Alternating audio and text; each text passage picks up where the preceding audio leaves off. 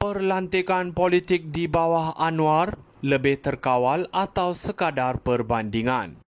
Sebagai penganalisis pro Anwar, penting untuk menilai perlantikan politik di bawah pentadbiran Perdana Menteri Anwar Ibrahim secara adil dan menyeluruh. Data dari Ideas menunjukkan bahawa Anwar hanya membuat 95 perlantikan politik setakat ini, jauh lebih rendah berbanding Najib Razak 301 dan Ismail Sabri Yaakob 273. Bagi mereka yang ingin mencemoh Anwar atas isu perlantikan politik, mari kita bandingkan dengan fakta sejarah. Penting untuk difahami bahawa perlantikan politik adalah sebahagian daripada mana-mana kerajaan, baik di Malaysia maupun di negara-negara lain. Namun perbezaannya di sini adalah Anwar telah menunjukkan langkah awal untuk memastikan perlantikan tersebut melalui proses saringan ketat, termasuk oleh Suruhanjaya Pencegahan Rasuah Malaysia, SPRM dan Jabatan Insolvensi.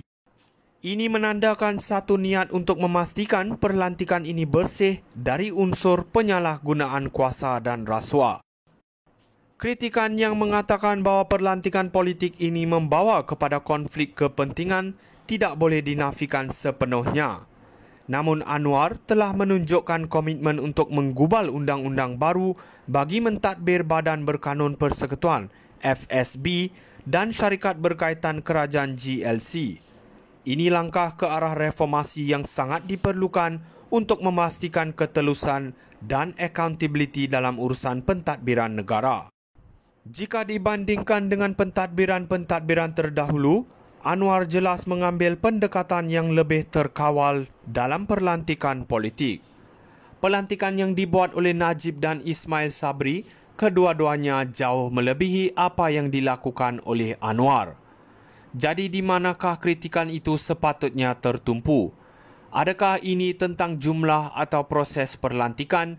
Di bawah Anwar, kita dapat melihat usaha yang lebih jelas untuk memperbaiki amalan ini, walaupun ia mungkin tidak sempurna. Anwar juga mewarisi sebuah kerajaan perpaduan yang kompleks yang memerlukan keseimbangan politik untuk memastikan kestabilan. Ini bukan sesuatu yang mudah dan memerlukan pelantikan dari pelbagai parti bagi menjaga kepentingan semua pihak dalam kerajaan.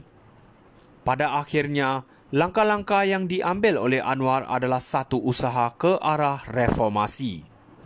Kritikan mungkin diperlukan untuk memastikan ketelusan, tetapi dibandingkan dengan pentadbiran terdahulu, Anwar sudah melangkah ke arah yang lebih baik.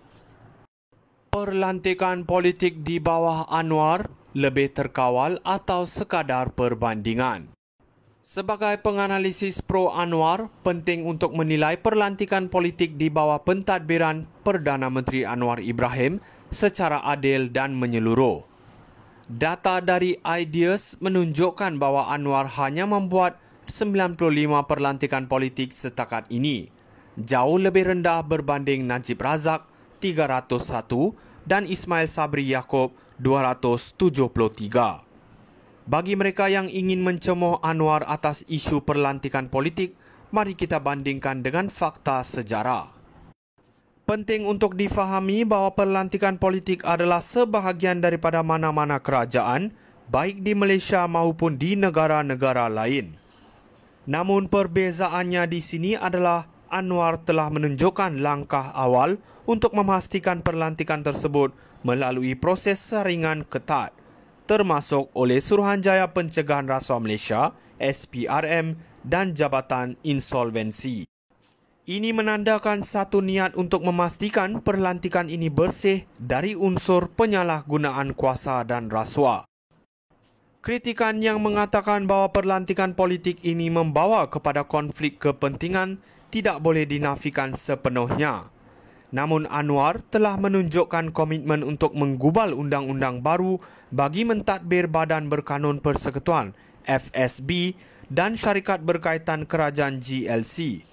Ini langkah ke arah reformasi yang sangat diperlukan untuk memastikan ketelusan dan accountability dalam urusan pentadbiran negara. Jika dibandingkan dengan pentadbiran-pentadbiran terdahulu, Anwar jelas mengambil pendekatan yang lebih terkawal dalam perlantikan politik. Pelantikan yang dibuat oleh Najib dan Ismail Sabri, kedua-duanya jauh melebihi apa yang dilakukan oleh Anwar. Jadi di manakah kritikan itu sepatutnya tertumpu? Adakah ini tentang jumlah atau proses perlantikan? Di bawah Anwar, kita dapat melihat usaha yang lebih jelas untuk memperbaiki amalan ini, walaupun ia mungkin tidak sempurna. Anwar juga mewarisi sebuah kerajaan perpaduan yang kompleks yang memerlukan keseimbangan politik untuk memastikan